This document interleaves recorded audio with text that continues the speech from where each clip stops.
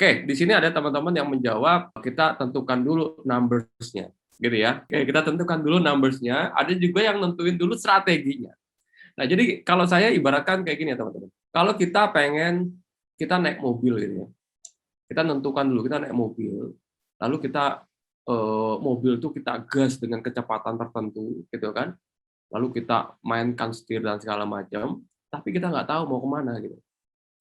Kayak gitulah ya, Anda di jalan tol, terus ngegas, jalan, nggak tahu mau kemana nih, arahnya mau kemana nih, gitu kan. Nah, jadi akhirnya apa, Anda udah pakai strateginya segala macam gitu kan, tapi sebenarnya ujungnya kemana nggak tahu kita.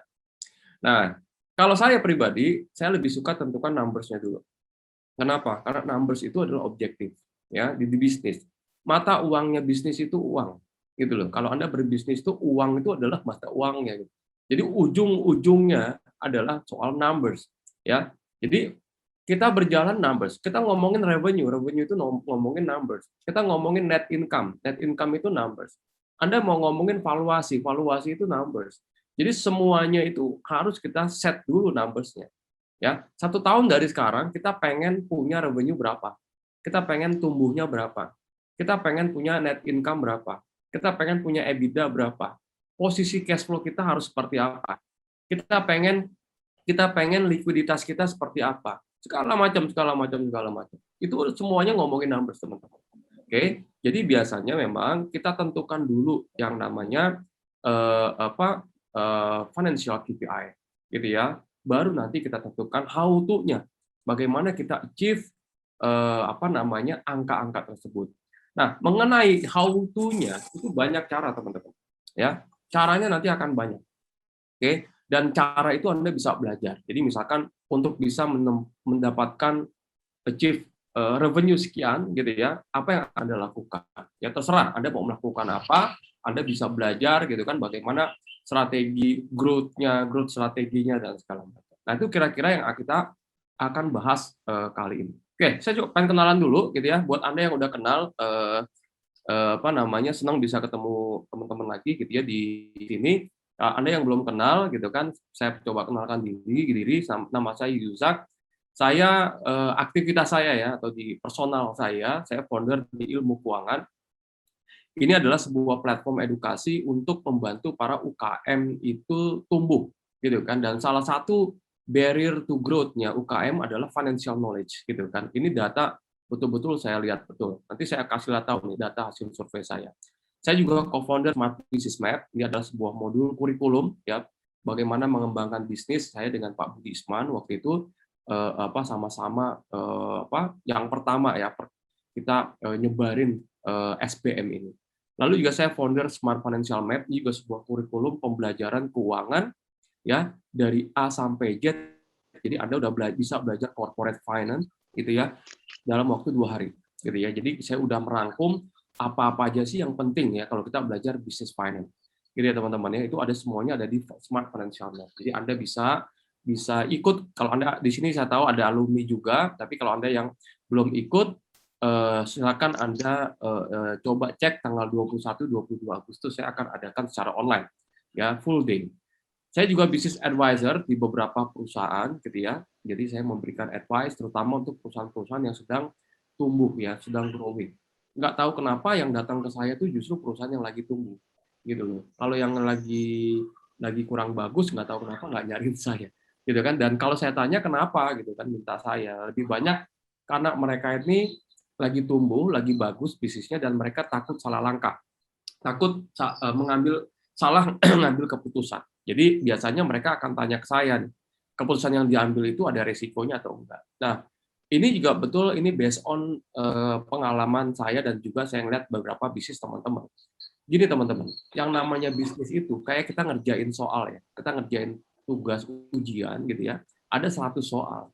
Nah, cuma tiap soal ini punya bobot yang beda-beda gitu ya. Let's say Anda menjawab dari 100 soal, Anda bisa menjawab 99 soal dengan benar. Lalu soal yang ke-100 salah gitu. Nah, tapi yang salahnya itu bobotnya cukup besar. Nah, itu cukup untuk membuat perusahaan Anda itu gulung tikar. Jadi di bisnis itu nggak perlu kita salah terus atau salahnya 100 gitu ya untuk bangkrut. Kadangkala satu kesalahan aja itu bisa membuat bisnis kita bisa babak belur. Saya kemarin ada yang nulis di Facebook ya, saya nggak tahu orangnya ada nggak di sini, gitu kan? Dia nulis kayak gini, yang mahal di bisnis itu bukan gaji karyawan, bukan juga biaya marketing, tapi yang mahal adalah ketika Anda salah mengambil keputusan. Nah itu saya setuju, ya, karena salah mengambil keputusan itu implikasinya cukup banyak, ya. Nah itu resikonya besar atau kecil itu akan sangat tergantung. Jadi betul-betul kita harus betul bisa ya hati-hati ya dalam melihat resiko-resiko di bisnis. Nah ini jadi problem teman-teman. Jadi dan tugas kita sebagai business owner, ngapain sih kita sebagai business owner, kerjaan kita kan ngambil keputusan, benar nggak? Kita menentukan keputusan, baik keputusan jangka panjang, jangka pendek, keputusan taktis, keputusan strategis, gitu ya, keputusan yang resikonya kecil, keputusan yang resikonya sedang, keputusan yang resikonya besar. Jadi tugas kita adalah mengambil keputusan. Jadi tiap hari tuh kita dikasih tugas tuh, ya, untuk mengambil keputusan. Nah, kalau keputusan kita benar, nah, baru kita bisa gain, gitu ya. Kalau keputusan kita salah, nah itu teman-teman harus bisa lihat resikonya. Nah, seperti itu ya. Oke, saya juga international certified untuk financial modeler, valuation analyst, gitu ya. Jadi lebih banyak saya juga membantu teman-teman kita yang biasanya ingin ketemu investor, gitu ya. Dia pengen membuat financial model, terus dia juga pengen bikin 5 years business plan, gitu ya, dan segala macam. Ya, jadi banyak ya yang apa namanya bisa saya lakukan, termasuk membantu mereka dalam memvaluasi perusahaannya. Oke, jadi itu juga salah satu yang saya kerjakan secara personal, gitu kan. Jadi ini profesi personal saya. Saya financial expert di bisnis IT dan foodies, gitu ya. Saya membantu juga teman-teman pebisnis kuliner untuk bisa tumbuh berkembang, dan saya juga ngajar dosen di beberapa universitas, gitu kan. Tapi saya bukan dosen tetap, teman-teman. Jadi saya bukan PNS, gitu ya. Tapi saya rutin. Jadi dibilang bukan dosen tetap, tapi dosen rutin. Di beberapa kampus saya rutin ngajar, tapi saya nggak tertarik sih untuk jadi dosen tetap atau sampai punya apa ya, punya nik gitu, nomor induk pegawai atau apa gitu kan, enggak. Oke, jadi seperti itu. Emang hobi saya intinya adalah ngajar. Saya punya hobi ngajar, senang berbagi, dan fokus yang saya ingin bagikan adalah terkait masalah bisnis finance. Oke, secara komersial saya masih aktif sebagai CEO dari Serasa Food, sebuah perusahaan consumer good, gitu kan. Ya, daily-nya saya ada di sini, dan saya juga komisaris di salah satu perusahaan tepung ya di Surabaya, tepung sehat dan cookies Ladang 5 kalau teman-teman tahu. Saya bantu juga di sana, dan saya juga di Foodies, gitu ya. Dan saya juga membantu salah satu perusahaan venture capital. Ya, ada, saya komisaris di sana.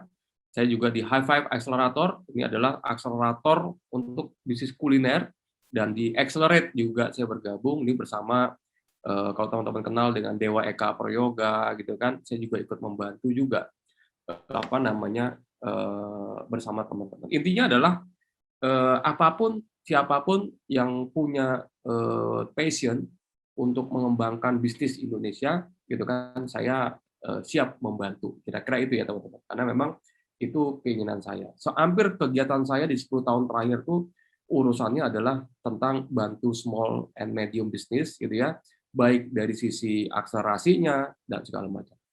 Oke, jadi ini tentang saya teman-teman. Kalau Anda pengen kontak dengan saya, silakan, gitu ya. Nanti saya akan share kontak saya di slide. Oke, 82% penyebab usaha kecil tutup karena masalah cash flow, gitu ya. Dan banyak usaha sulit berkembang karena kurang pengetahuan tentang keuangan bisnis, gitu ya. Dan literasi keuangan ternyata ini sangat penting. Nah, saya pernah melakukan survei, yang saya masuk dulu. Ini permasalahan UKM. Ternyata problemnya UKM itu bukan masalah modal, bukan masalah pasar, gitu ya. Ternyata problemnya UKM itu adalah knowledge yang paling besar, business knowledge. Kalau kita dikasih modal, nggak ada knowledge-nya juga hilang tuh, gitu ya. Tapi kalau Anda punya knowledge, modal pasti Anda bisa dapatkan. Gitu. Jadi knowledge ini menjadi hal yang paling kritikal. Ketika dulu saya sering keliling-keliling Indonesia, bantu UKM, banyak UKM itu yang produknya bagus-bagus, tapi kenapa mereka nggak bisa berkembang? Nah, ternyata memang lack of knowledge ya, business knowledge ini menjadi menjadi problem, ya. Jadi orang-orang kota mungkin belajar tentang business knowledge, tapi di daerah, ya, di pelosok-pelosok, ya, bukan saya mengecilkan, bukan, tapi faktanya pada saat saya dulu ke sana seperti itu, teman-teman. Ya, mereka nggak tahu bagaimana sih menumbuhkan bisnisnya, bagaimana sih agar bisnisnya ini bisa berkembang, bagaimana bisnisnya bisa didistribusikan skala nasional dan segala macam segala macam. Ini akhirnya menjadi gap yang cukup besar. Nah, lalu saya lanjutkan surveinya, gitu kan. Ternyata beberapa skill dan ilmu bisnis yang paling dikuasai, mereka tuh kalau ditanya sukanya tuh apa sih, gitu kan. Di antara ilmu, skill yang mereka pengen pelajari gitu ya, rata-rata mereka lebih suka belajar tentang jualan, selling, marketing, branding, operation, gitu ya. Giliran finance itu kecil sekali. Gitu ya. Jadi saya nggak tahu kenapa, karena memang, dulu juga waktu kita pertama kali bangun bisnis gitu ya, kita mungkin, "Wah, finance itu apa sih?" Gitu kan. Udah sikat aja dulu gitu kan. Jadi kita nggak pakai perhitungan, nggak pakai apa, pokoknya kita jalan aja dulu. Nah, itu yang, terjadi ya teman-teman ya. Jadi kayaknya kalau ngomongin finance tuh ngomongin apa gitu. Jadi nggak, orang UKM tuh nggak terlalu tertarik lah bicara soal finance. Nah, ternyata ini problemnya. Ya, ini problemnya kenapa banyak bisnis sulit berkembang. Kenapa teman-teman? Ketika kita pengen ekspansi, kita pengen bikin strategic planning, di situ kita udah mulai bicara lebih banyak tentang finance sebenarnya, tentang keuangan. Ketika bisnis kita udah proven, ketika produk kita udah diterima sama market, habis itu kita harus udah mulai bicara tentang tata kelola bisnis, gitu ya. Di dalamnya ada financial management. Jadi ini yang menjadi penting. That's why kenapa saya coba campaign ya lebih banyak, tentang yuk belajar keuangan bisnis, gitu kan. Karena ini menjadi ilmu yang penting. Kapan sih Anda harus mulai belajar keuangan bisnis? Ya pada saat pertama kali. Kenapa, teman-teman saya katakan seperti itu? Karena ya, sebelum Anda tentukan strategi penjualan apa, channel distribusinya kayak gimana, mau program marketingnya kayak apa, ya, lalu Anda mau bikin strategi operation-nya kayak gimana, SDM-nya berapa banyak, dan segala macam, Anda harus tentukan dulu financial KPI, gitu ya. Financial KPI-nya, kalau Anda nggak punya financial KPI, wah bisa babak belur. Salah satu contohnya gini, ada perusahaan yang bisnisnya bagus, penjualannya bagus, tapi cash flow-nya nggak ada. Cash flow-nya babak belur, gitu kan. Loh, dan dia sadar ketika dia baru lihat rekening gitu. Rekening di banknya udah kosong. Sementara dia punya kewajiban yang harus dia bayar. Nah, lalu saya tanya ke dia, "Lu punya financial KPI nggak?" gitu. Lalu dasarnya apa? Kok sampai tuh rekening di bank itu nggak ada gitu. Dasarnya apa? Yuk ngambil keputusan ngambil keputusan. Jadi kita harus punya nih. Ya baik, jadi di dalam keuangan itu ada beberapa KPI yang harus kita tahu. Itu sebagai apa? Sebagai rem, teman-teman. Ya, kita pertama sebagai target yang juga sebagai rem kita. Ingat di bisnis itu ada gas, ada rem yang kita harus tahu nih kapan kita gunakan. Oke, apa alasan tidak suka finance kalau saya tanya? Banyak bilang sulit dimengerti, terlalu administratif, gitu ya. Banyak istilah yang tidak dimengerti, gitu kan. Dan yang banyak juga alergi sama finance. Jadi kalau udah ngomongin finansial tuh kayaknya, "Aduh, ini alergi nih gue, males nih apa nih," segala macam gitu ya. Padahal ya keuangan ini menjadi raportnya Anda. Ya, saya selalu mengatakan bahwa ketika Anda menjadi business owner, suka nggak suka, lupain tuh, suka atau enggak tentang sama keuangan. Ya, nggak peduli Anda suka atau nggak suka. Tapi ketika Anda menjadi pebisnis, Anda wajib mengerti tentang finance. Saya nggak katakan Anda harus bisa melakukan pembukuan, ya, atau Anda bisa melakukan membuat laporan keuangan. Itu bisa Anda hire staff lah. Tapi minimal sebagai owner, Anda harus bisa membaca laporan keuangan dan juga bisa menganalisa laporan keuangan dan bisa mengerti dalam membuat financial KPI. Kenapa teman-teman? Financial KPI adalah dashboard Anda, ya, kepean Anda, contekan Anda dalam mengambil keputusan sebagai business owner. Jadi pada saat Anda mengambil keputusan, apa dampaknya terhadap profitability? Apa dampaknya terhadap liquidity? Apa dampaknya terhadap cash flow? Apa dampak? Itu kan semuanya akan berdampak, gitu ya, akan berdampak. Nah, jadi financial KPI ini menjadi hal yang harus betul-betul kita setting, gitu ya. Nah, apa aja sih yang kita akan tentukan, teman-teman. Oke, di bisnis, ya, bisnis secara ekonomi sebenarnya banyak objektif yang kita bisa kejar, ya. Nggak cuma profit, nggak cuma revenue. Jadi kalau kita bicara omset, ya gitu kan, bisnis nggak cuma omset. Bisnis juga nggak cuma ngomongin tentang profit, tapi juga kita harus perhatikan dari sisi misalkan cash flow-nya, gitu ya. Lalu misalkan kita juga harus perhatikan juga yang namanya valuasi misalkan, ya. Kenapa teman-teman? Ya kenapa harus kita kalau saya minimal ya kita lihat profit, cash flow gitu ya, juga valuasi. Karena sebenarnya ya kalau Anda mencari profit di bisnis, ya kita mau ngomongin yang namanya profit di bisnis. Sebenarnya profit itu ada di dua tempat. Kalau kita belajar laporan keuangannya ada tiga yang paling umum. Laporan laba rugi, laporan neraca, dan laporan arus kas, gitu ya, atau cash flow. Nah, kalau kita ngomongin laba rugi dari sisi operasional, gitu ya, laba rugi dari operasional, Anda mungkin bisa lihat di laporan laba rugi. Tapi sebenarnya, ya, untung atau enggak untungnya, untung atau ruginya juga itu sebenarnya ada di neraca. Di mana teman-teman? Diselisih antara apa? Di antara nilai equity Anda, gitu ya. Jadi Anda bisa lihat nanti. Jadi ada yang namanya goodwill, gitu ya. Nah, di situ kita bisa lihat nih perusahaan kita untung atau enggak, gitu ya, dari sisi apa namanya evaluasi, gitu ya teman-teman. Jadi itu yang kita akan. Dan apa sih nanti yang kita dapatkan? Kita bisa mendapatkan yang namanya capital gain, gitu. Jadi ada juga di situ. Jadi dari nilai saham kita pada saat kita bangun perusahaannya, let's say nilai sahamnya per lembarnya Rp10.000. Lalu pada saat kita jalankan selama 3 tahun, naik menjadi 100.000, artinya naik 10 kali lipat di situ. Nanti kerasanya gimana? Kerasanya pertama, pada saat Anda mau ketemu investor. Yang kedua adalah pada saat Anda pengen exit. Exit itu apa sih? Exit itu adalah misalkan gampangnya gini, Anda menjual, melepas sebagian atau seluruhnya saham yang Anda miliki atau kepemilikan yang Anda miliki di perusahaan itu. Nah, lalu orang yang mau beli itu belinya dinilai pada saat Anda transaksi. Pada saat bisnis Anda bangun misalkan nilainya per lembarnya 10.000, lalu pada saat Anda jual 100.000 udah 10 kali lipat. Dan itu sebenarnya keuntungan juga, gitu ya, itu keuntungan juga yang ada di laporan keuangan yang lain. Jadi sebenarnya banyak ya bisnis objektif yang harus kita kejar. Nggak cuma ngomongin revenue atau cuma ngomongin profit, tapi kita harus lihat yang lain. Nah, tujuannya apa teman-teman? Tujuannya kita membuat financial KPI, gitu ya. Tujuannya adalah untuk business growth, dan nggak cuma growth tapi juga sustainable growth. Jadi bagaimana bisnis kita bisa terus tumbuh, gitu ya, terus tumbuh dan berkelanjutan. Ini yang penting. Jadi bukan tumbuh sesaat habis itu hilang, gitu. Tapi bagaimana bisnis kita tahan lama. Kenapa? Kalau bisnis kita bisa sustain, gitu ya, tentunya ini akan berdampak bagus ke perusahaan kita dan juga akan punya dampak yang bagus terhadap valuasi perusahaan kita. Gitu. Nah, kita ngomongin finansial, banyak banget, teman-teman. Ya, Anda ngomongin finansial banyak banget.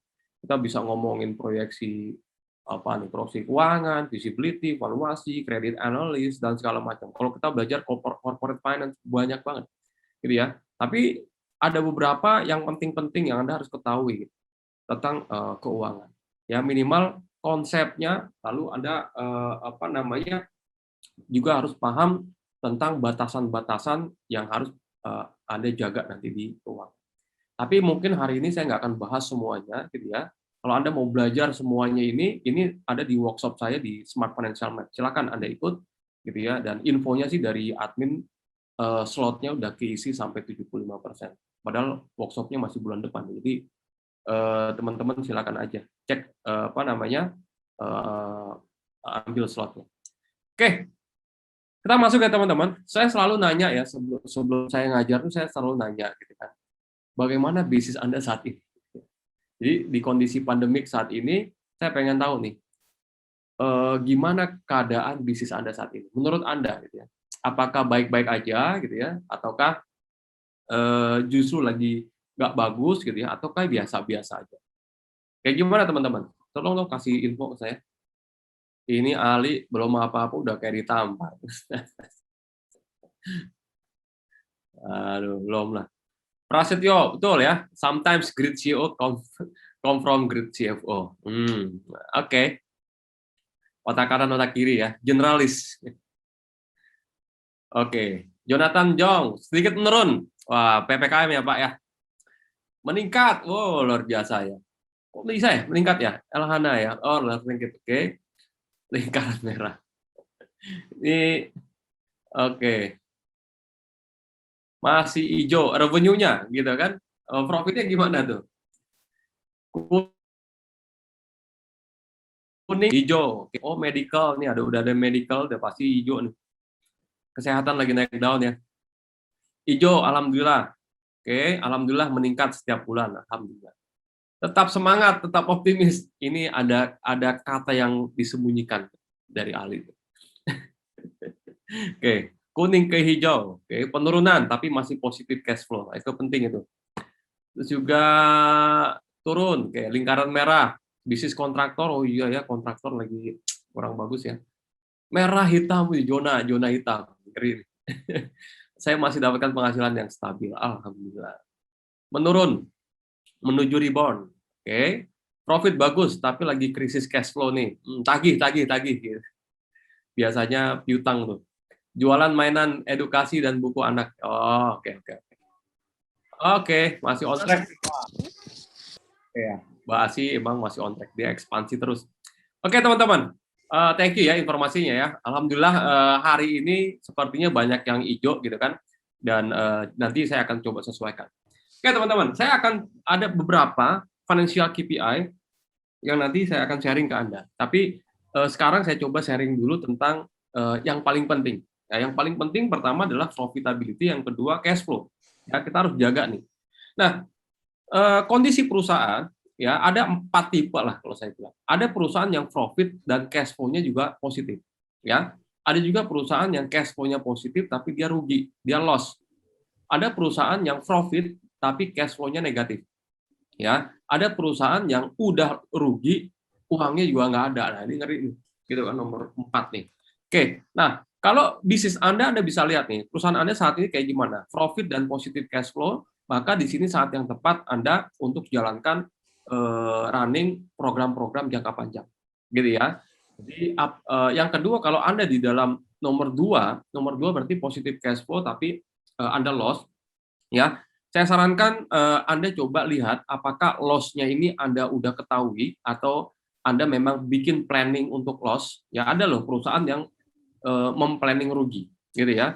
Entah karena masalah perpajakan atau memang dia lagi sedang melakukan ekspansi, market acquisition dan segala macam. Ya, tapi kalau Anda secara operasional memang loss gitu ya, yang Anda lakukan adalah coba review lagi aktivitas operasional Anda, gitu ya, dari sisi cost structure dan segala macam. Kalau Anda ada di nomor 3, profit dan negatif cash flow, coba Anda perhatikan. Ya, yang membuat cash flow Anda negatif ini apa? Kenapa? Karena yang membuat cash flow Anda negatif ini ada 3 alasan biasanya. Yang pertama karena operasional. Ya, kalau operasional biasanya problemnya di working capital. Biasanya pembayaran dari customer kita lebih lama dibanding Anda membayar ke supplier. Kalau itu yang terjadi, gitu ya, biasanya cash flow dari operasional kita negatif. Jadi ya. Yang kedua, kalau Anda terlalu banyak investasi aset, misalkan. Kalau Anda terlalu banyak investasi aset, juga kondisinya akan seperti itu nanti. Ya, kondisi saat ini mungkin kita harus pilih-pilih ya investasi kita akan ke arah mana. Yang ketiga adalah mungkin juga masalah faktor pendanaan. Apakah Anda harus lakukan restrukturisasi dan segala macam. Anda mesti pikir-pikir. Kalau di nomor 4, ini bisa jadi memang dia kehantam pandemi gitu ya. Lalu bisnis modelnya juga bisnis model yang bukan cash gitu ya. Misalkan Anda bisnisnya dengan apa? Government gitu ya. Bisnisnya dengan BUMN, misalkan yang pembayarannya bisa 3 bulan, 6 bulan misalkan, atau Anda bisnis dengan distributor, dengan retailer yang juga ada termin of payment. Saat ini piutang agak sulit ya nggak terlalu liquid piutang itu karena banyak orang yang lagi nahan cash. Nah, ini kalau kondisi kayak gini, maka kita harus cari cara nih, bagaimana kita bisa segera keluar dari zona 4 menuju zona 2 ya. Jadi pada saat Anda di zona 4, saya sarankan pindahnya ke 2. Kenapa? Kalau saya ibaratkan kondisi sekarang ini cash flow itu kayak oksigen ya. orang ini lagi nyari-nyari oksigen sekarang. Jadi organ tubuh kita rusak, tapi minimal gue bisa nafas dulu deh gitu. Itu yang menjadi penting nih, gitu kan. Yang penting gue bisa nafas deh. Jadi kita cari oksigen untuk bisa nafas. Nah, cash flow itu sama teman-teman.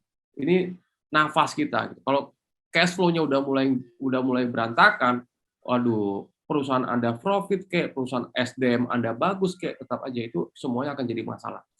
Cash flow ini menjadi hal yang penting Anda harus kejar sebelum nanti Anda mikirin soal profit. Jadi ya teman-teman ya. Jadi nanti kita akan lihat ya kondisi perusahaan kita akan seperti apa. Ini yang akan dilakukan. Nah, sekarang saya akan masuk ya ke matriks keuangan. Gitu ya. Jadi ini adalah sebuah alat yang bisa menentukan sehat atau tidaknya sebuah bisnis. Ada beberapa nanti yang saya akan sharing. Yang pertama tentang di financial KPI. Sebenarnya banyak ya financial KPI itu. Ya, kita bisa lihat pertama dari sisi profitability, gitu ya. Yang kedua dari sisi rasio-rasio, gitu ya. Terus juga dari cash flow, bisa juga dari neraca, gitu ya.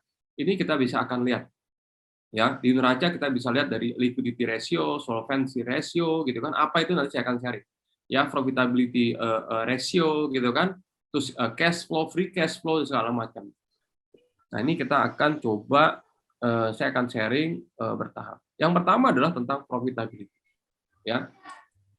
Nah, profitability ini kita akan lihat seberapa efektif dan efisiensi manajemen ya dalam menghasilkan laba gitu ya di dalam income statement. Ya kita bisa lihat ya kalau kita misalkan di laporan keuangan kita bisa lihat kita punya COGS itu berapa persen dari revenue, kita punya gross profit itu berapa persen, kita punya biaya beban marketing itu berapa persen dari revenue, gitu ya. Lalu beban bunga kita berapa persen dari revenue. Itu kita harus lihat, ya. EBITDA kita berapa persen dari revenue. Net income kita berapa persen dari revenue. Jadi semuanya kita coba bandingkan terhadap revenue untuk melihat, ya. Setelah itu nanti kita akan bandingkan teman-teman. Ya, setelah kita lihat, kita akan bandingkan dengan perusahaan sejenis, gitu kan. Baru kita lihat yang mana yang paling lebih efektif dari sisi profitability. Gitu ya. Nah, kita kalau ngomongin profit, simple rumusnya. Ya, profit itu revenue dikurangin cost. Gitu ya. Jadi, pada saat Anda ngelihat profitability perusahaan Anda harus melihat nih, bagaimana revenue-nya dan bagaimana cost-nya. Lalu, kadangkala banyak perusahaan yang sebenarnya sangat tidak efisien. Ya, sangat tidak efisien dalam menghasilkan profit. Profit adalah salah satu financial objective. Ya, di bisnis yang sedang Anda jalankan.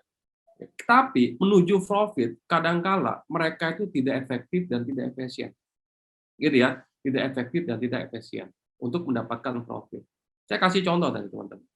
Ya, saya kasih contoh, ini Excel ya, saya langsung mainin Excel.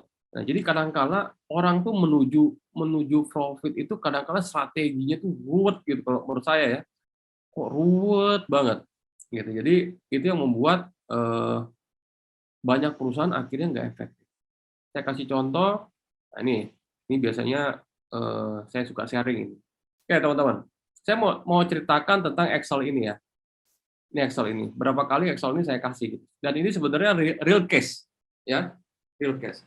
Jadi saya pernah membantu sebuah perusahaan, ya, ada satu perusahaan dia punya beberapa produk lah, tapi saya ambil untuk belajar 3 aja lah, gitu ya.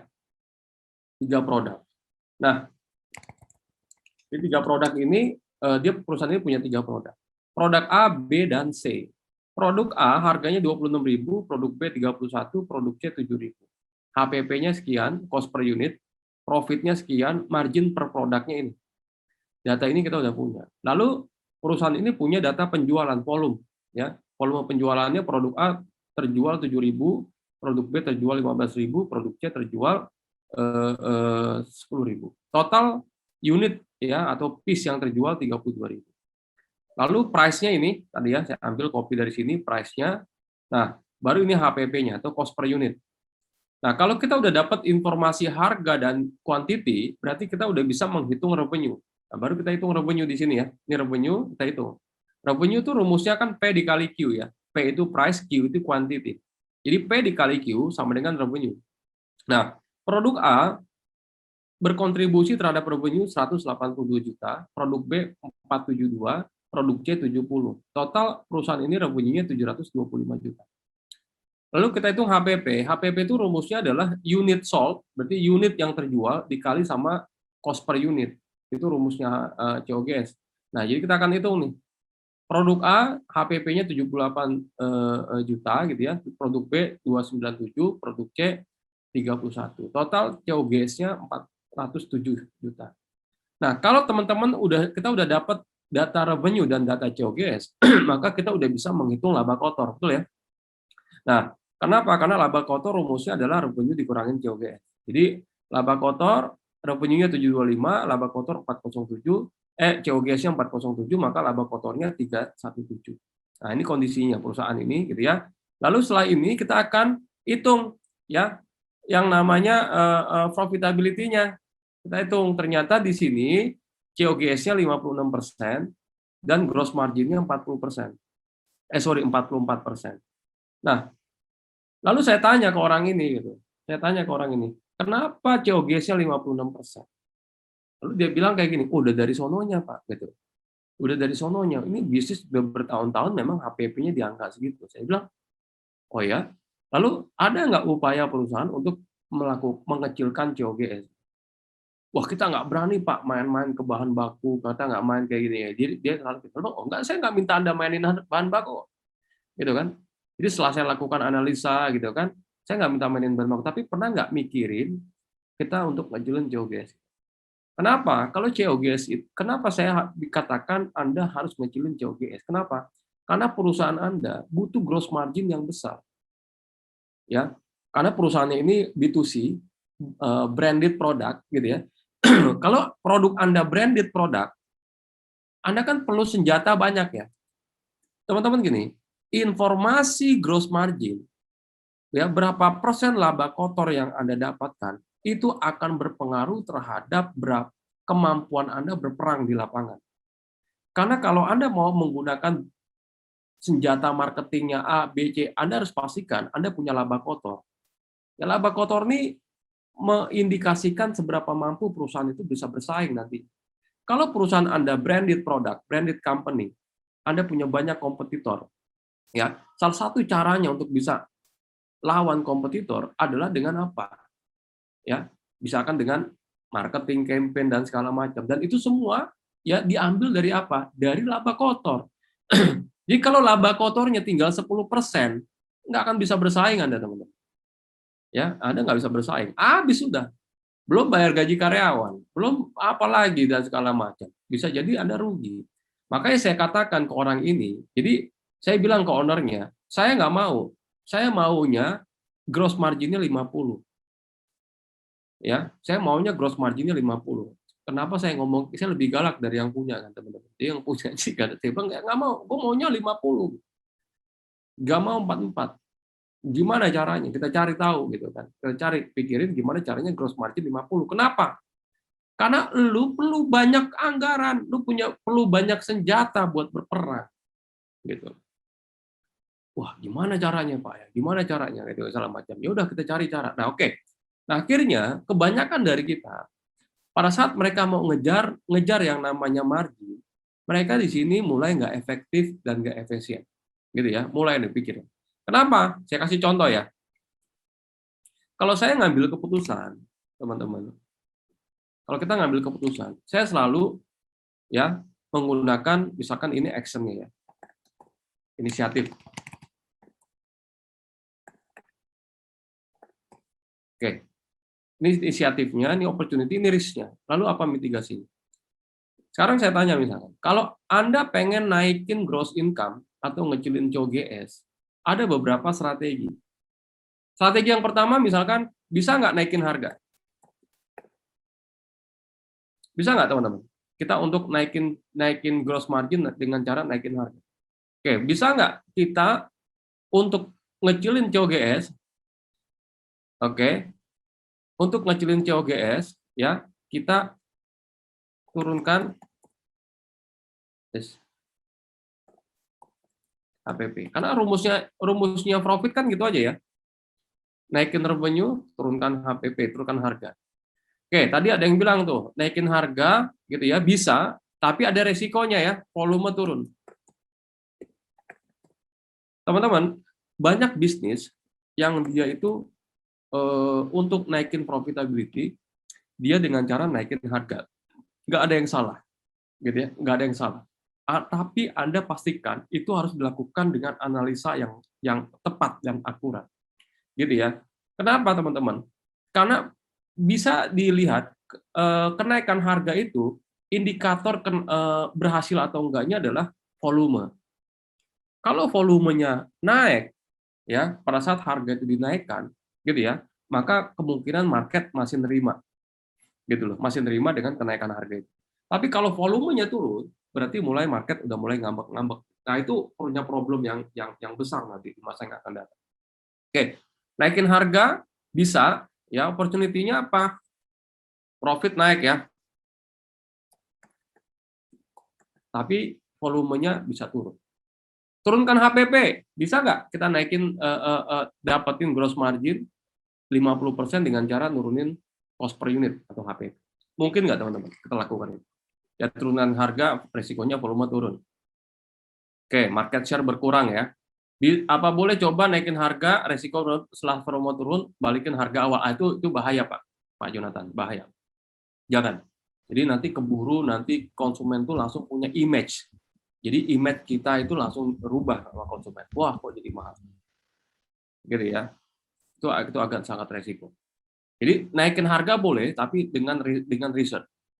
Turunin HPP bisa, gitu ya, selama terjadi operational excellence. Eliminasi waste itu betul, gitu ya. Itu betul. Artinya apa? Kalau Anda mau bermain di turunkan HPP, Anda bisa bermain di economic of scale, gitu ya. Anda juga bisa tadi ya operational excellence, betul-betul waste dikurangin. Misalkan Anda punya rasio waste sekian persen. Waste itu apa ya? Bahan baku ya. Bahan baku kan dari 100% bahan baku, mungkin cuma 80% atau 90%, sisanya tuh jadi waste. Damage inventory yang ada di operasional dan segala macam. Itu kalau bisa dikecilin, bisa nurunin HPP. Tapi kejadiannya, teman-teman, ada perusahaan yang mencoba melakukan itu, HPP-nya jadi naik. Ya, cost per unit jadi naik. Kenapa? Pertama, kalau kita bermain di operasional, pastikan Anda punya kompetensi di situ. Ya, kalau kita nggak punya kompetensi di situ, kita jagonya lebih ke jualan, marketing dan segala macam. Hati-hati teman-teman, karena operasional itu gamenya beda teman-teman. Pabrik itu beda game gitu. Ya, jadi kalau kita salah misalkan, itu bahaya sekali. Kenapa? Kita bicara soal capacity. Ada misalkan ini real case ya. Ada satu perusahaan ya, dia itu selama ini belinya itu udah barang setengah jadi dan barang jadi yang siap dijual, gitu ya. Lalu perusahaan ini sehat sekali. Dia punya sales itu mungkin 200-an miliar, gitu ya. Lalu ketika perusahaan itu sehat, bagus, biasanya dia mulai berpikir mencari cara untuk bisa meningkatkan profitability. Kalau mau meningkatkan profit, caranya dua, naikin sales, naikin volume, gitu ya, naikin harga, atau turunkan cost. Turunkan cost ada beberapa, turunkan HPP atau turunkan OPEX misalkan. Nah, lalu perusahaan ini mengambil strategi menurunkan HPP. Dengan cara apa menurunkan HPP? Dengan memproduksi produk sendiri. Yang tadinya dia ambil dari supplier, dia mulai bermain di produksi sendiri. Artinya, yang tadinya dia nggak ada urusan sama raw material, sama bahan baku, dia sekarang berurusan sama bahan baku. Dengan harapan apa? Hitung-hitungannya di atas Excel, gitu ya. Kalau dia bisa produksi sendiri, dia bisa memangkas COGS-nya dia sampai 15-20%. Which is itu adalah margin yang diambil sama supplier-nya dia. Gitu ya. Jadi dia pengen ambil tuh. Gitu kan, dia pengen ambil, dia pengen produksi. Mungkin dia produksi apa ya? Dia makanan, misalkan let's say produksinya apa ya? Ayam goreng. Supplier misalkan 10.000. Lalu kalau dia produksi sendiri, dia berpikir ini akan hemat 20%, jadi 8.000 lah, misalkan gitu ya. Nah, akhirnya karena dia punya cash flow yang sehat, akhirnya dibangunlah dia pabrik. Ya, dia bangun pabrik, pakai cash flow-nya dia, terus uangnya habis ke pabrik, lalu dia pengen bikin operasional excellent.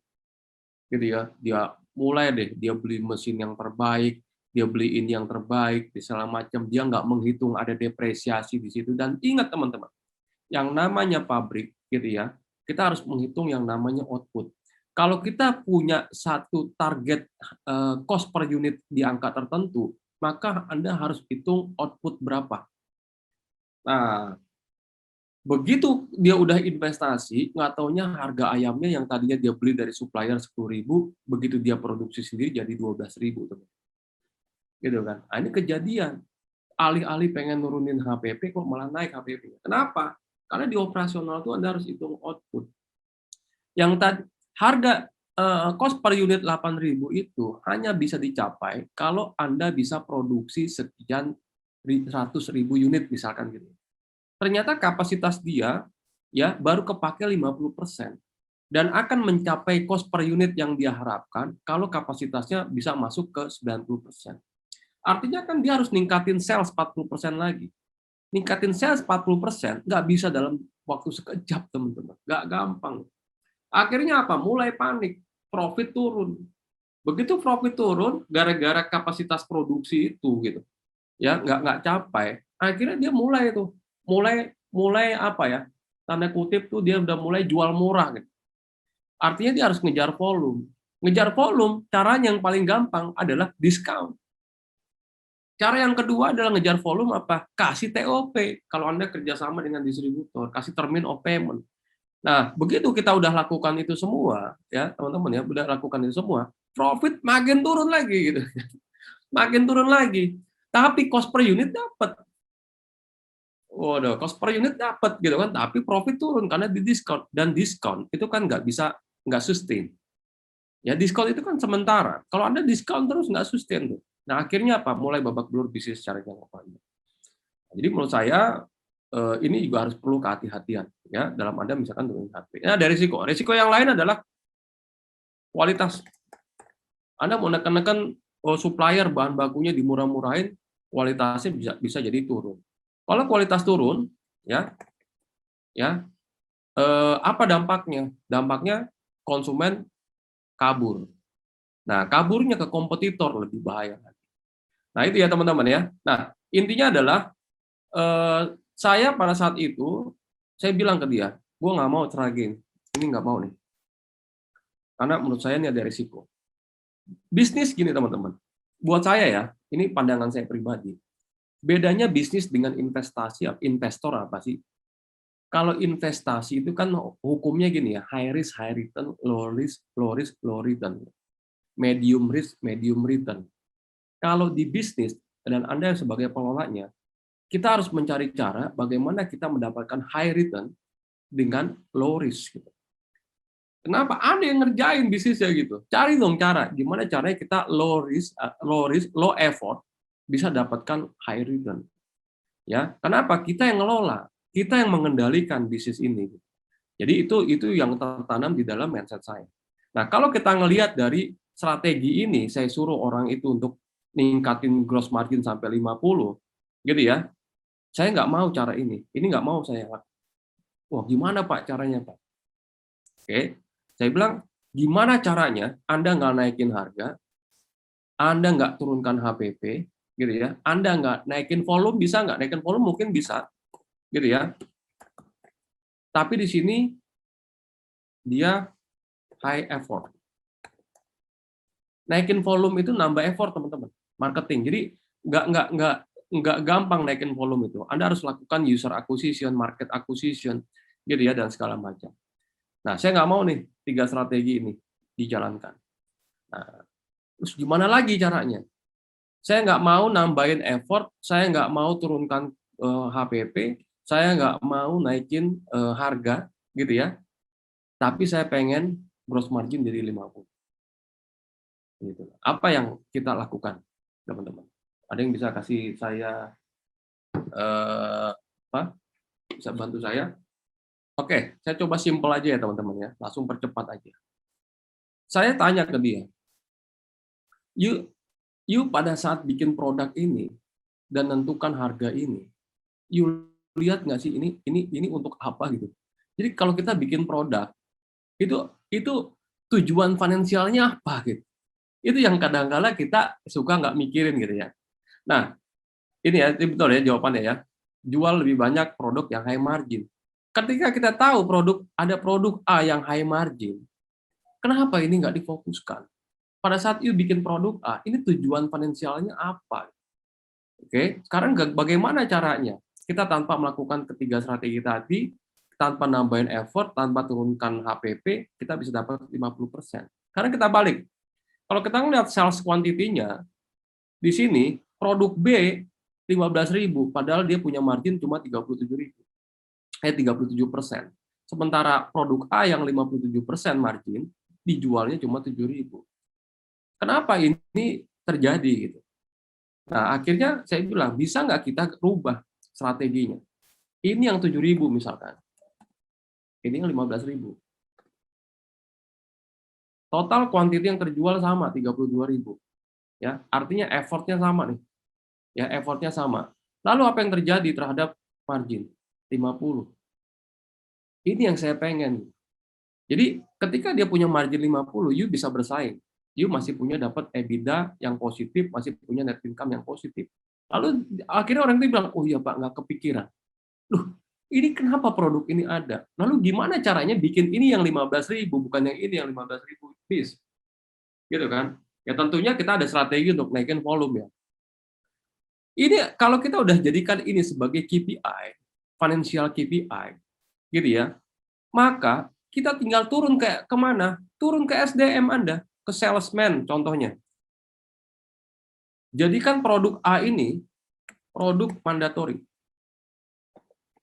Apa itu? Produk yang wajib dijual oleh semua salesman, oleh semua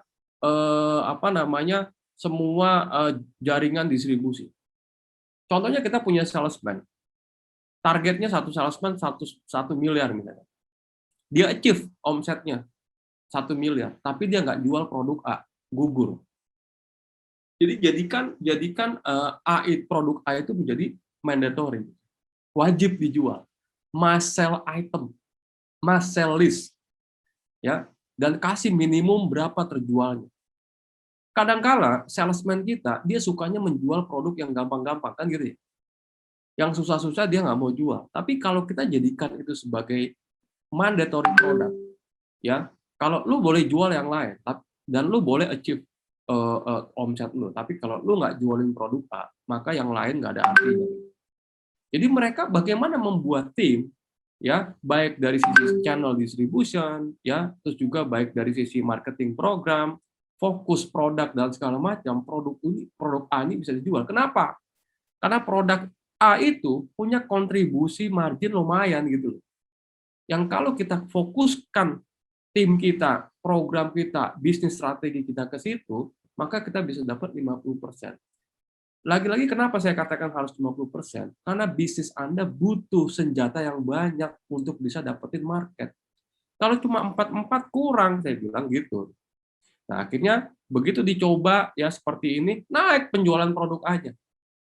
Dan bukan berarti produk B-nya turun, enggak, produk B tetap naik, tapi A-nya juga ikut naik. Yang selama ini produk itu nggak diperhatikan. Jadi teman-teman mesti lihat nih. Kalau teman-teman punya produk banyak, ya coba lihat, coba bikin nih.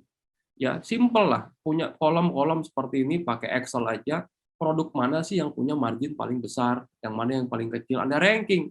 Lalu lihat lagi sales quantity-nya, gitu ya. Lalu lihat lagi tren penjualannya. Baru Anda analisa sendiri ini kenapa penjualannya kecil. Kenapa ini? Oh susah Pak. Iya susah. Kenapa? Karena harganya mahal gitu. Misalkan, ya, atau misalkan karena marginnya kegedean atau segala macam. Ini kadang-kala dijadikan alasan, gitu ya, dijadikan alasan oleh tim salesman kita. Dan kita harus push. Nah, itu salah satu ya teman-teman. Tujuannya apa sih? Efektif dan efisien. Ya, efektif dan efisien pada saat kita ingin mencapai profitability yang kita inginkan. Oke, saya lanjut lagi ya. Ini jam 14 cukup Pak. Oke, saya lanjut teman-teman. Nah, ini tentang profit. Nah, yang kedua juga saya pengen bahas yang ini. Ya, saya pengen bahas soal cost structure. Cost structure. Ya, tadi soal masalah COGS ya. Kadang-kala COGS bisa kecil kok kalau kita bisa fokus ke produk yang marginnya besar, gitu ya. Lalu kita mulai masuk lagi ke OPEX. OPEX itu memang mostly dia variable, dia fixed cost, gitu ya. Tapi sebenarnya di OPEX itu juga ada variable cost sebenarnya, gitu ya, ada variable cost. Nah, jadi kita juga harus hitung nih nanti teman-teman. Bisnis itu yang variable cost itu kan HPP itu variable cost. Tapi sebenarnya di OPEX juga ada variable. Misalkan apa? Komisi, bonus, insentif atau apapun gitu. Itu kan bisa jadi variable cost. Fixed cost adalah biaya yang tetap berapapun omset Anda. Tapi variable cost dia akan mengikuti omset Anda. Nah, lalu banyak yang tanya ke saya gini, Mas Yusak, saya mau lakukan efisiensi. Gitu. Efisiensi di mana? Efisiensi di fixed cost. Kenapa? Karena sales-nya turun. Yang tadi fixed cost-nya di angka ini, saya mau turunkan di angka ini. Teman-teman, kalau Anda mau mangkas fixed cost, ini juga perlu skill, teman-teman. Kenapa? Anda harus tahu nih, yang mana yang daging, yang mana yang tulang, yang mana yang lemak. Pada saat Anda pangkas kemarin kita baru kurban ya, baru kurban. Anda harus tahu tulang itu apa, tulang itu yang mana, daging yang mana, lemak yang mana. Yang Anda buang lemaknya dong. Nah, kalau kita nggak punya skill dalam cutting cost seperti itu, alih-alih pengen buang lemak, yang kena tulang, yang ada apa? Perusahaan nggak bisa jalan kalau kayak gitu. Jadi kita harus bisa cek yang mana yang kita harus betul-betul lakukan efisiensi. Jadi perlu kehati-hatian. Nah, yang kedua sebenarnya strateginya bisa juga Anda rubah menjadi variabel. Gitu loh. Jadi yang tadinya fixed cost-nya di sini, ya, tapi tanpa Anda melakukan pengurangan karyawan, kita bisa merubah struktur biayanya dari fixed cost menjadi variabel seperti itu. Contohnya apa? Contohnya misalkan yang tadinya gajinya itu 10, bagaimana sekarang gaji fixed cost-nya itu 5, 5-nya lagi kita akan bayar kalau perusahaan mencapai target, misalkan gitu ya. Jadi tetap ada satu reward ya buat tim kita, karyawan kita untuk mengejar target. Jadi misalkan seperti itu. Jadi kita rubah struktur biaya. Nah, dalam merubah struktur biaya, kita harus punya batasan-batasan sebenarnya. Harus punya batasan-batasan. Di level apa sih, gitu ya? Di level apa kita harus mulai merubah struktur biaya kita. Nah, jawabannya ada di mana? Saya akan simulasi lagi. Ini juga Excel ini sering saya sharingkan ya. Ini dalam analisa ya teman-teman ya. Dalam melakukan analisa ya. Beberapa dari Anda pasti sudah tahu file ini gitu ya. Tapi ini penting sekali. Yang pertama kita harus lakukan adalah pada saat Anda krisis ya, Anda harus bisa prediksi berapa persen penurunan penjualan. Gitu ya. Berapa persen penurunan penjualan? Lalu kita mau efisiensi di berapa banyak. Nah, itu ya. Ini kita harus lakukan. Nah, kita coba lihat nih. Berapa persen dari fixed cost Anda harus Anda rubah menjadi variabel. Anda harus tahu, gitu kan? Dengan apa? Dengan kita hitung ya yang namanya break even point. Kita akan lihat ya. Di sini kita lihat ya ada perusahaan A, ada perusahaan B. Ya, perusahaan A dia punya penjualan volumenya 10.000, harganya 10, biaya variabelnya 4, biaya tetapnya 40.000.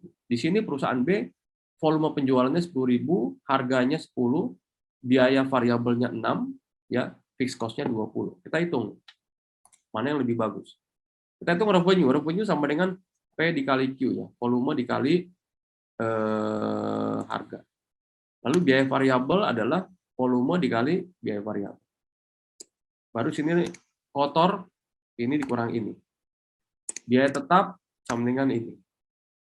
Baru di sini ada margin gitu ya, ini dikurangi. Oke, kita copy di sini. Oke. Kita bandingkan nih, teman-teman. Perusahaan ini A dan B sama-sama penjualannya 10.000 dan punya omset sama-sama 100.000. Biaya variabelnya A 40.000, B 60.000. Contribution marginnya di sini 60.000, di sini 40.000. Biaya tetapnya di sini 40, 20, sama profitnya sama-sama 20. Kalau kita lihat di sini, perusahaan A dan B sama-sama punya revenue-nya sama, net profitnya juga sama. Yang beda di antara mereka adalah struktur biayanya. Perusahaan A lebih banyak menggunakan fixed cost, perusahaan B lebih banyak menggunakan variable cost. Kalau teman-teman lihat ya. Nah, sekarang kita lihat nih, yang mana yang lebih bagus. Nah, pada saat ada simulasi, pada saat krisis, berapa persen penurunan penjualan dan segala macam, kita harus hitung yang namanya analisa break even. Kalau kita lihat di sini, perusahaan A, ini saya langsung rumusin ya, perusahaan A akan mencapai break even di penjualan 6.667, gitu ya, nol. Break even itu titik impas ya teman-teman ya. Titik impas yaitu apa? Revenue dikurang cost sama dengan nol. Kayak gitu ya. Nah, cuma yang namanya cost itu dia ada dua jenis ya, ada yang variabel, ada yang fixed cost. Nah, lalu kalau kita lihat perusahaan B, dia cukup menjual 5.000 unit.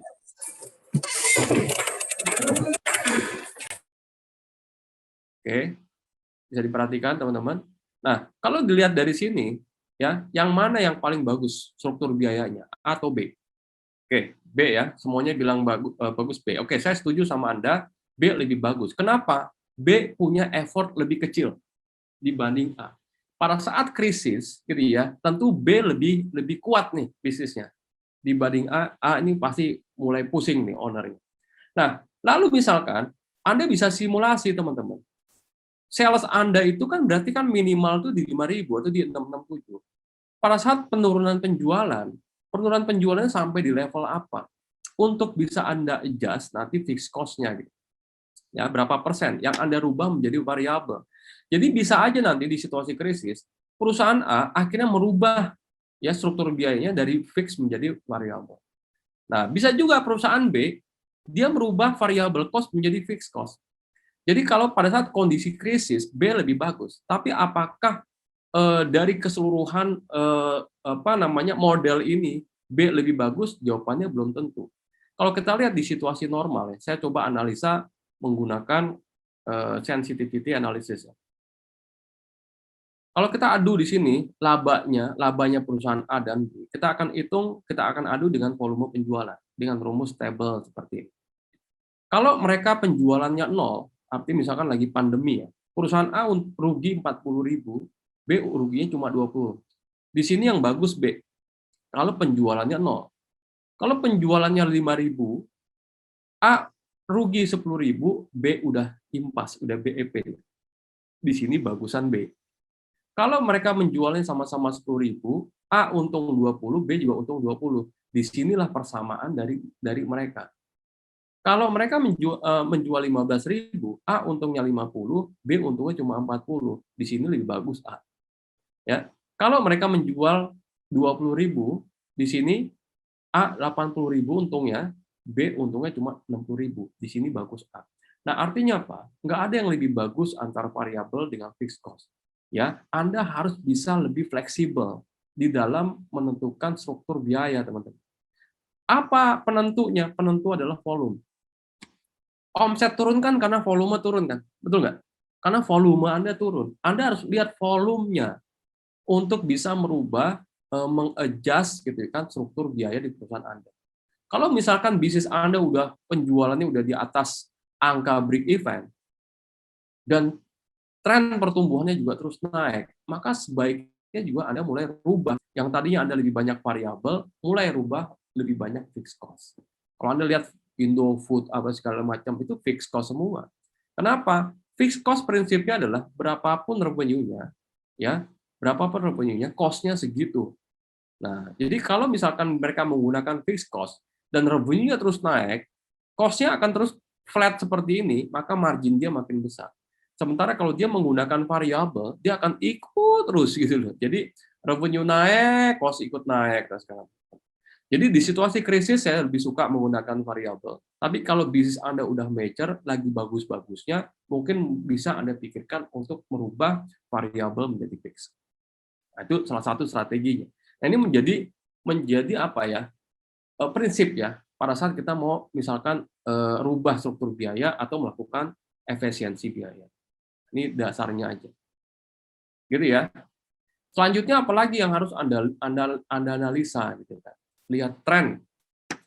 Banyak perusahaan misalkan yang dia itu tidak melihat trennya. Jadi mereka cuma melihat angka akhirnya. Saya kasih contoh gini, teman-teman. Kalau di sini ada dua penjual nasi goreng, yang satu dia punya omset 15 juta, yang satu 10 juta. Saya tanya ke Anda, yang mana yang lebih bagus? A ya, A lebih bagus. Oke, dari sisi angka, ya dari sisi angka memang sepertinya A lebih bagus. Tapi kita akan lihat dulu ya antara dua bisnis ini gitu ya. Kita lihat dulu trennya. Ternyata trennya seperti ini gitu. A itu stagnan dia di 15 juta, sementara B tumbuh ya sepanjang tahun itu 20%. Kalau kita melihat potensinya, ini yang B ini sebenarnya bisa dikembangkan lagi. Yang A ini juga kita nggak tahu. Nah, kadang-kala teman-teman, ya kadang-kala kita suka ngelihat ada produk yang omsetnya kecil langsung didiemin gitu. Ya didiemin. Padahal produk itu punya tren penjualan yang bagus. Nah, Anda mesti lihat nih trennya nih. Ya, trennya. Jadi walaupun angkanya masih kecil, tapi kalau trennya terus naik dibandingkan ada produk atau channel distribusi yang omsetnya bagus tapi sebenarnya trennya menurun. Nah, itu juga harus kita kita waspadai. Jadi lihat lagi tren, ya. Jadi pada saat Anda mau ningkatin revenue dan segala macam ya, cutting produk, misalkan spin off, Anda harus lihat dulu nih produk-produk mana yang harus kita perhatikan. Nah, itu ya itu dari sisi profitability ya teman-teman ya. Jadi banyak banget ya profitability yang kita mesti perhatikan dari sisi tren. Yang selanjutnya juga kita harus lihat yang namanya satu hal ini. Ya, saya pakai nasi goreng lagi. Ada dua penjual nasi goreng A dan B. A dia punya profit 13 juta, B 10 juta. Yang mana yang lebih bagus? Dua penjual nasi goreng, yang satu untungnya 13, yang satu untungnya 10, gitu kan? Tergantung cost. Oke, saya nggak bicara cost. Kita bicara ini net profit, ini udah cost nih. Kalau net profit berarti dia udah pengurangan antara revenue dikurangin cost. Sementara A gitu ya, cari aman masih gitu. Oke, A lebih bagus ya. Oke, tergantung omset. Oke, oke, oke, oke. Tergantung modal. Oke. Alright. Nah, sekarang kita akan lihat ya teman-teman. Jadi pada saat Anda punya net profit, ya, Anda jangan misalkan net profit kita lebih bagus dibanding perusahaan tetangga gitu. Gitu kan? Lalu apakah kita lebih bagus? Jawabannya belum tentu. Kalau lebih banyak iya, gitu kan? Lebih bagus belum tentu. Nah, kira-kira kayak gitu ya. Lalu apa yang membuat kita harus bandingkan? Saya kasih lihat datanya kayak gini ternyata. Secara profit A 13, B 10 juta. Tapi begitu kita lihat laporan keuangannya, ya, di laporan keuangannya ternyata A ini punya asetnya 100 juta, B asetnya 70. Modalnya si A ini 70 juta, si B modalnya 50. Gitu ya, 50 juta. Lalu data ini untuk apa? Kita akan bandingkan teman-teman. Kalau kita lihat di sini, nasi goreng A, dia ngasilin 13 juta dengan modal 100 juta. Artinya, return on asetnya cuma dia 13%. Sementara B, dia menghasilkan 10 juta dengan aset yang cuma 70 juta. Return on asetnya di 14%. Menurut Anda, yang mana yang lebih efektif? Kalau bisa dapetin 14%, ya B pasti lebih bagus. Gitu ya. Nah, sekarang jadi B gitu ya. Oke. Jadi Anda mesti lihat lagi nih teman-teman. Ya. Yang kedua adalah Anda harus bandingkan lagi dengan modal Anda. Kalau ada perusahaan ngasilin 13 juta, tapi modalnya 70, lalu si nasi goreng B dia ngasilin 10 juta dengan modal 50 juta. Kalau kita hitung return on equity namanya, ROE ya, return on equity, modalnya. Kita bandingkan antara earning-nya ya dibandingkan dengan equity, dengan modalnya. Kalau kita lihat di sini nasi goreng A dia 18%, B ini 20%. Kalau Anda sebagai investor, Anda lebih suka yang mana? Oke, keren yang B ya. Lebih bagus ya. Dari sisi ROE dia lebih bagus. Nah, artinya apa teman-teman? Pada saat Anda ngelihat net income, earning, net income Anda, ya, kalau itu lebih bagus dari tetangga Anda lihat dulu berapa aset. Jadi gini, yang satu dia ngasilin 13 juta, sama-sama income net income-nya 13 juta, tapi yang satu di ruko, yang satu cuma di gerobak. Sama-sama punya net income 13 juta, tapi yang satu dia harus sewa ruko, yang satu dia cukup sewa lapak buat buka gerobak. Kalau saya pikir-pikir, ngapain gue mesti sewa ruko mahal-mahal kan kayak gitu ya, untuk mendapatkan hasil yang sama. Nah kira-kira gitu ya. Jadi teman-teman kita harus hitung ya, yang namanya income kita bandingkan dengan modal, kita bandingkan juga dengan aset untuk melihat kita lebih efektif mana. Ya, jadi ini juga mesti kita bandingin. Jadi banyak ya di profitability yang mesti Anda lihat ya. Betul ya, tadi ROE ya, return on asset, return on equity. Jadi sekarang dari sisi profitability sebenarnya B lebih bagus. Baik dari sisi tren tadi B lebih bagus. Dari ROA dia lebih efisien, lebih bagus. Gitu kan dibanding yang. Jadi banyak ya, banyak hal-hal yang harus kita perhatikan. Tadi gross income ya. Ini udah, ini return on asset. Apalagi teman-teman yang kita mesti pelajari? Cash flow. Oke, cash flow apa sih yang mesti kita perhatikan di cash flow? Yang mesti kita perhatikan sebenarnya banyak ya. 82% penyebab perusahaan gagal itu cash flow. Gitu ya. Bagaimana kita mengelola, bagaimana kita ngelihat hal-hal apa sih yang penting di dalam cash flow. Cash flow itu ada 3. Ada cash flow operasional, cash flow investasi, dan cash flow pendanaan. Ya, tapi kebanyakan small business itu lebih banyak punya problem di working capital. Sebenarnya di cash flow dari operasional. Saya bisa ngelihat di yang namanya cash flow Anda bagus atau enggak dengan melihat yang namanya working capital funding gap. Apa itu working capital funding gap? Ini mungkin bahasa lainnya adalah working capital cycle atau cash conversion ya. Mungkin Anda pernah dengar itu ya. Mirip-mirip lah. Nah, proses bisnis kan gini teman-teman. Pertama, Anda membeli inventory dari supplier, lalu Anda membayar inventory ke supplier, lalu inventory ini Anda jual ke customer, lalu konsumen membayar produk Anda itu. Yang disebut dengan working capital funding gap ini, working capital gap ini, berapa lama ya jarak atau waktu yang dibutuhkan pada saat Anda membayar, ngeluarin uang ke supplier, sampai konsumen bayar ke Anda, ini butuh waktu berapa lama. Dari Anda ngeluarin duit, ya, sampai Anda terima uang, itu berapa lama gap-nya. Nah, ini Anda harus hitung. Gitu ya. Nah, kita harus hitung working capital funding gap. Working capital funding gap, ya, rumusnya itu apa? Working capital cycle, ya. Kita harus hitung account receivable ditambah inventory dikurangi account payable. Apa yang kita tambahi, apa yang kita kurangi, yaitu jumlah harinya, teman-teman. Jumlah harinya, bukan value-nya. Misalkan Anda bisnisnya pakai distributor atau pakai reseller. Ya. Distributor Anda kasih termin of payment-nya 30 hari. Ya, jadi Anda baru nerima duit dari distributor 30 hari sejak invoice misalnya. Lalu Anda menyimpan inventory-nya 30 hari. Gitu ya. Jadi Anda menyimpan inventory 30 hari. Berarti kan 30 tambah 30. Lalu Anda membayar ke supplier-nya itu cash tiap hari. Gitu ya. Tiap hari Anda bayar ke supplier. Kalau kita ngeliat kayak gini, account receivable ditambah inventory sama dengan 60, dikurangi 0 hari. 0 hari Anda bayar cash. Berarti kan hasilnya 60. Kalau hasilnya plus 60, maka perusahaan harus menanggung modal kerja selama 60 hari. Itu logikanya. Kalau perusahaan harus menanggung modal kerja selama 60 hari, itu bisa berat sekali, teman-teman. Gitu ya. Nah, beda halnya misalkan, kalau misalkan account receivable Anda 30, ya artinya konsumen membayar ke Anda 30, lalu inventory Anda simpan 30 hari, lalu Anda membayar ke suppliernya 60 hari misalnya. Ini saya ini 60 hari, misalkan kayak gitu ya. Artinya apa? 30 tambah 30 dikurangi 60 sama dengan 0. Ya, 0 hari. Nah, 0 hari, 0 hasilnya 0, itu yang disebut dengan zero working capital. Itu adalah mimpinya semua CFO. Gitu loh. Semua CFO punya mimpi mendapatkan bisnisnya itu zero working capital. Artinya apa?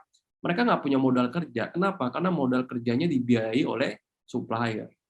Nah, jadi mereka bisa fokus nih. Jadi cash flow dari operasionalnya sehat. Sehat sehingga dia bisa ekspansi, dia bisa belanja aset, dia punya free cash flow yang bagus, gitu ya. Dia punya free cash flow yang bagus. Kalau Anda punya free cash flow yang bagus, ya, free cash flow itu dia mirip-mirip sama kayak gross margin, ya, fungsinya. Kalau Anda free cash flow yang bagus, Anda mau mau joget-joget, jungkir balik, apa segala macam juga boleh lah. Artinya Anda punya arus kas bebas yang bisa Anda gunakan untuk apa aja. Ya, bisa untuk meningkatkan profitability, bisa untuk ekspansi, bisa untuk restrukturisasi, bisa juga untuk misalkan apalagi Anda misalkan akuisisi atau segala macam lah. Sampai mungkin kalau Anda bisa bagi-bagi dividen ke shareholder segala macam. Jadi kalau free cash flow-nya bagus bisa buat ngapa-ngapain. Nah, ini tujuan kita ya, teman-teman. Ini free cash flow. Saya nggak akan bahas free cash flow lebih lengkap ya, waktunya nggak cukup. Anda bisa ikut di kelas SFM ya, kalau Anda mau belajar free cash flow, sampai kita belajar tentang valuasi nanti, dengan menggunakan free cash flow. Yang terakhir mungkin saya akan bagikan dari sisi neraca, ya, tentang liquidity ratio. Seberapa liquid sih perusahaan Anda? Liquidity ratio adalah angka yang menunjukkan, sebuah rasio yang menunjukkan kemampuan perusahaan untuk membayar kewajiban jangka pendek. Gitu ya. Kewajiban jangka pendek itu apa sih? Kewajiban yang Anda harus bayar di tahun berjalan. Baik utang dengan supplier maupun utang jangka panjang yang udah jatuh tempo. Gitu ya. Jangan sampai Anda gagal bayar. Kalau Anda gagal bayar, nah itu ada masalah nanti. Gitu ya. Nah, ini kita lakukan yang namanya rasio likuiditas. Ya, ada 3 pendekatan melihat perusahaan itu liquid atau enggak. Ada yang menggunakan current ratio. Current ratio adalah rasio lancar.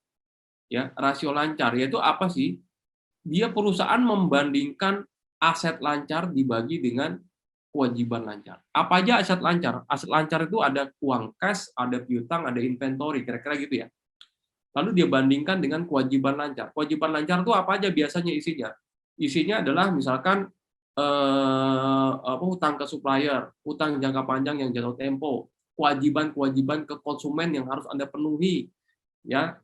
Misalkan ya, orang udah DP gitu kan, Anda belum membangun kalau di properti segala itu adalah kewajiban lancar. Harus ada hitung. Kalau hasilnya di atas 1, ada yang mengatakan perusahaan itu liquid. Tapi di situasi krisis seperti ini, kita nggak bisa melihat current ratio sebagai alat ukur liquidity menurut saya. Karena apa? Karena inventory belum tentu liquid di situasi krisis. Tahun lalu, tahun 2020 ya, ada satu perusahaan fashion, bisnisnya udah besar. Ya, bulan Januari 2020 dia produksi cukup banyak untuk persiapan Lebaran. Ya, dia udah mulai bikin stok tuh karena kapasitas dia harus dikejar dari mulai Januari. Jadi Lebaran waktu itu kalau nggak salah April atau Mei, saya lupa ya, Mei ya.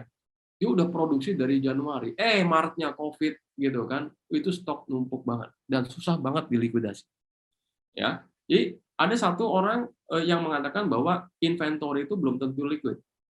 Ya, nah akhirnya dia menggunakan quick ratio, rasio cepat. Ya, rasio quick ratio membandingkan aset lancar tapi dihilangin inventorinya, lalu dia bandingkan dengan kewajiban lancar. Kalau hasilnya di atas 1, perusahaan ini sehat.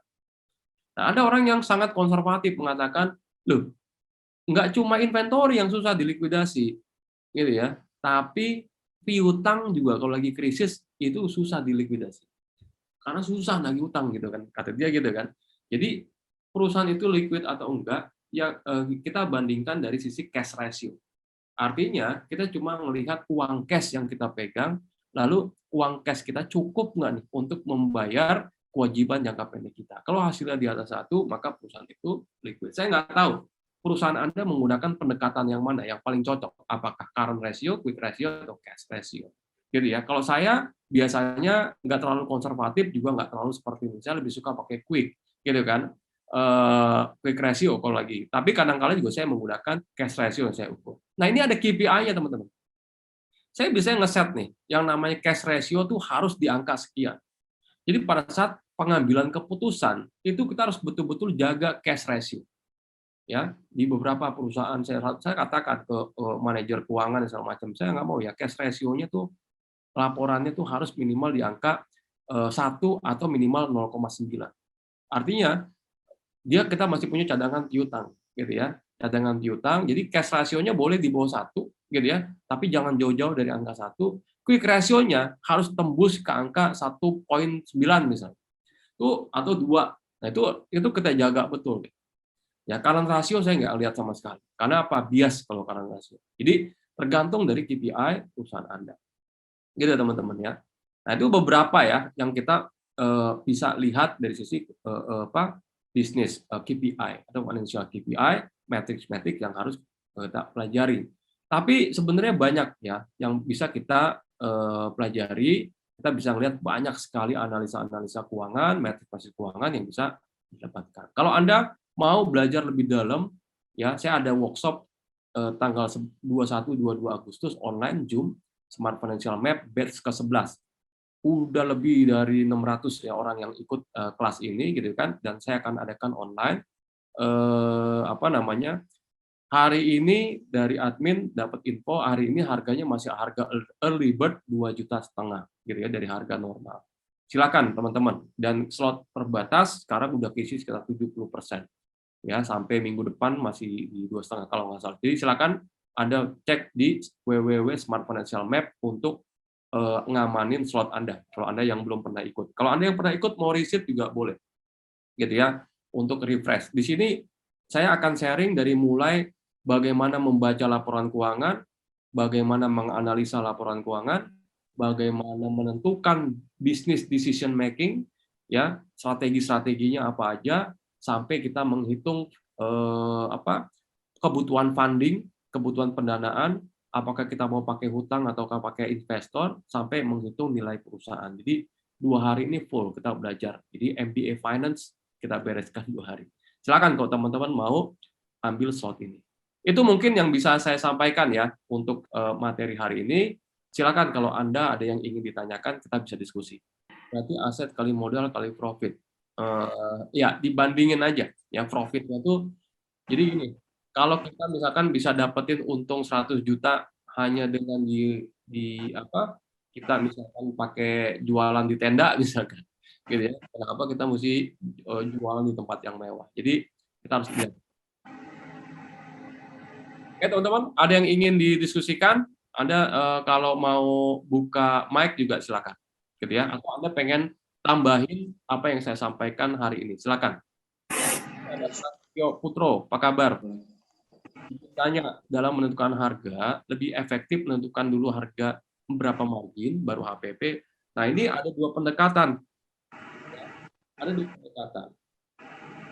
Ini tergantung dari style perusahaan Anda. Ya, ada orang pada saat mau bikin produk, dia R&D dulu. Dia R&D dulu produknya, baru dia tes dulu ke market, sampai marketnya itu suka. Oh enak nih produknya nih, lalu baru dihitung food cost atau R&D cost,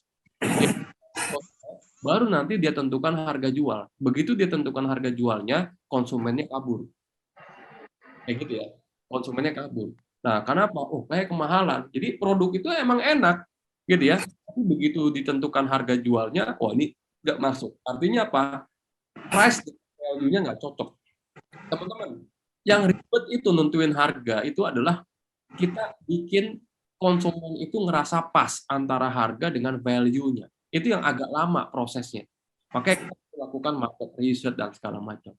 Kalau saya lebih suka nentukan harga jualnya dulu. Tentukan dulu harga jualnya. Kenapa? Karena harga jual berkaitan dengan market. Dan tugas saya adalah membuat produk yang disukai sama market. Jadi tentukan dulu harga jual, baru saya tentukan berapa gross margin yang saya inginkan. Baru saya turunkan ke orang R&D gitu. Jadi baru R&D itu mencari cara agar dia bisa dapatkan R&D cost seperti yang saya harapkan. Ya kadang-kala saya menggunakan pendekatan itu ya. Jadi ini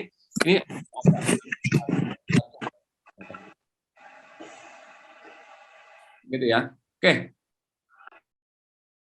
Teman-teman, ada yang mau didiskusikan?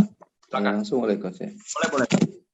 Ya, to the point Coach, mau tanya mengenai tadi cara kelola tim untuk merubah dari gaji yang fixed cost menjadi variable cost. Itu bagaimana ya? Mengelola tim kan kadang-kala nggak mau gitu ya. Terus kalau bagian sales mungkin gampang. Tapi kalau bagian operasional maupun bagian staff atau manajer keuangan yang sudah nyaman, Ya. dan dia nggak bisa jualan misalkan gitu ya, ataukah diapain ya gitu ya, boleh cara kelola itu Coach. Atau ada cara lain merubah fixed cost menjadi variable cost, selain apa, mungkin ada tips ya, gaji atau apapun. Krisis ya. Konteksnya lagi krisis ya. Iya, krisis, betul. Pada saat krisis, ya, pada saat krisis, kita udah nggak ngeliat lagi, ini tim sales, ini tim finance, atau ini tim apa. Semuanya adalah salesman. Kalau saya gitu, semua tim kita adalah salesman. Kenapa? Karena pada saat krisis, yang turun itu kan volume. Betul nggak? Yang turun itu volume penjualan kan? Menyebabkan revenue kita turun. Gitu kan? Nah, maka untuk menjaga volume penjualan, semua dari kita adalah salesman. Anda bisa lihat waktu Pizza Hut ya, semuanya turun ke jalan. Turun ke jalan. Karena semuanya ditugaskan langsung, kita semua adalah salesman, semuanya dari kita adalah penjual. Lu mau orang pabrik kayak, lu mau orang operation kayak, lu orang finance kayak, jualan. Ya saya pernah lakukan itu. Pada saat krisis tahun lalu tuh, saya langsung lihat hitung, saya panggil orang PPIC, orang warehouse, saya tanya berapa kita punya finished good. Sekian Pak. Oke, berapa karton kita punya? Berapa karyawan kita? Sekian. Oke, sekarang berapa level top level, berapa middle level, berapa junior level? Junior level kan pasti lebih banyak, staff kan. Oke, sekian Pak. Oke, staff bebanin, satu orang 3 karton jualin. Yang middle level jualin, minimal dia 10 karton. Yang ini jual. Jadi jualan kita semuanya. Gitu kan. Nggak ada cerita, karena kita mau nyelamatin volume. Gitu kan. Kalau volumenya dapat, gitu ya, maka revenue dapat. Kalau revenue dapat, maka perusahaan mampu membayar kewajiban. Nah, sebelum itu terjadi, jangan sampai nanti ya revenue Anda nggak dapat, sementara Anda belum ngomong apa-apa ke tim Anda sehingga kita nggak bisa bayar memenuhi kewajiban kita. Itu fatal, tuh reputasi tuh. Aduh, terus terang saya paling takut nggak bisa bayar gaji. Ya, kalau kita kira-kira nggak bisa bayar gaji, saya udah harus bisa prediksi minimal 2 bulan. Ya pada saat krisis itu bikin beberapa skenario gitu ya, jadi semuanya penjual dan semuanya bisa divariabelkan gitu loh. Jadi walaupun dia tim finance, saya variabelkan, tetap variabel, cuma bentuk variabelnya beda-beda. Kalau sales mungkin dia menanggung perubahan paling besar. Kalau yang finance karena dia punya kerjaan yang lain selain jualan, dia mungkin misalkan ya yang salesman 50%, yang ini 30 misalkan. Tapi semuanya jadi variabel. Kalau perusahaan achieve gitu ya, maka kita bayar 100%. Itu satu caranya.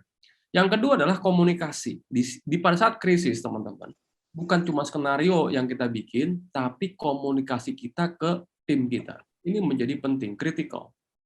Bagaimana kita menyampaikan? Saya, teman-teman ya, begitu strateginya udah saya temukan, itu untuk bikin kata-katanya aja, itu bisa 2 hari 2 malam saya nggak tidur. Kenapa? Ini jangan sampai menyinggung perasaan, jangan. Lalu apa? Setelah semuanya udah jadi, jangan langsung diumumin. Panggil dulu orang-orang intinya di bisnis kita. Panggil orang-orang yang penting, ajak ngobrol mereka, minta masukan sama mereka, biarkan mereka kasih pendapat, sampai baru nanti ide Anda itu disetujui sama mereka. Gitu ya. Jadi yang kedua adalah sebelum Anda umumkan, kalau ada potensi chaos, Anda harus udah tahu dulu kira-kira siapa yang akan berpotensi jadi provokator. Deketin dulu orang itu, gitu ya. Deketin dulu orang itu, ajak dulu bicara, gitu ya. Jadi ini strategi nih, ini udah main leadership ya. Sampai semua begitu hal itu diumumkan, jedeng, ya selesai itu. Ya, alhamdulillah saya 2 kali lakukan itu. Ya, yang komplain cuma 1, gitu kan. Jadi nggak ada, cuma 1 orang, itu juga sebenarnya cuma curhat sih, nggak komplain. Jadi itu bisa ya dilakukan. Gitu ya. Lalu nanti Coach, kalau ternyata kan keenakan tuh tim lain ya, maksudnya selain sales, operasional atau nanti tim keuangan atau nanti bagian yang lain ya. Nanti kalau seandainya sudah normal, itu merubah lagi gimana ya? Atau jangan-jangan ada di antara tim itu, ya udah kayaknya enak jadi sales aja ya berarti ya? Enggak gitu. Atau Kan itu kan sementara ya, itu sementara. Jadi bukan berarti dia jadi sales, kerjaan yang lainnya ditinggalin, enggak. Jadi dia punya kerjaan tambahan. Ya, jadi kita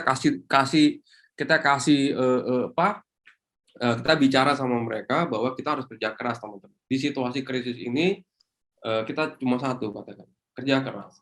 Ya udah lupakan office hour. Ya, kalau bisa malam-malam kita jualan. Saya hitung lagi waktu itu, berapa yuk punya saudara. Panggilin tuh satu-satu tuh. Yuk anak keberapa? Anak ketiga. Kakak yuk ada berapa? Dua. Punya adik? Punya. Umur berapa adiknya? Sekian. Yuk tinggal di mana di sini? Punya tetangga? Punya. Punya teman sekolah? Punya. Oh punya. Bisa nggak lu jualin 3 karton? Bisa Pak. Ya udah jualin. Gitu loh. Jadi itu orang finance, orang apa gitu kan. Masa lu nggak punya? Berapa ada orang di apa di kontak WhatsApp lu?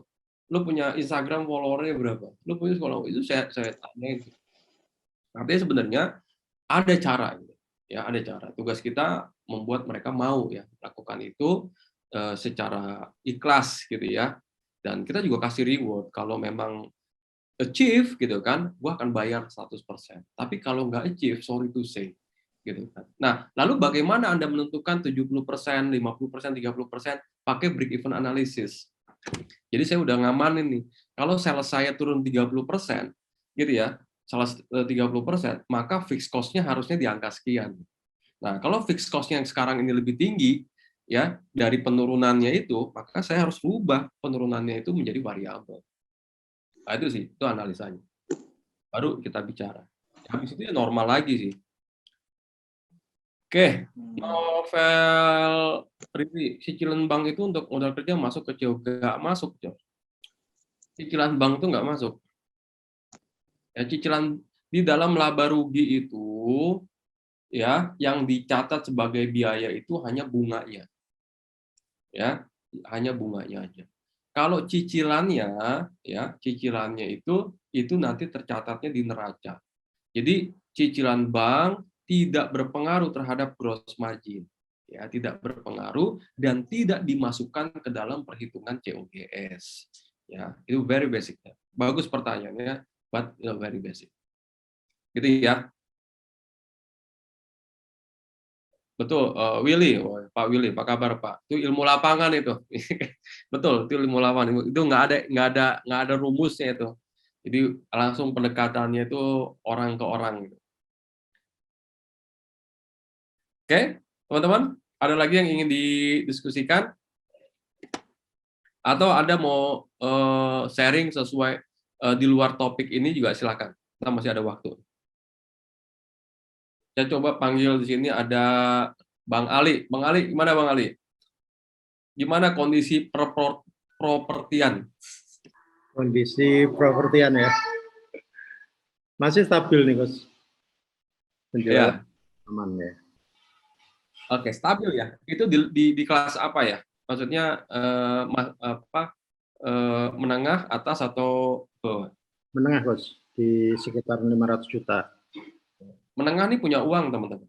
Iya, kelas menengah ini sebenarnya punya uang, cuma nahan aja, betul ya? Betul.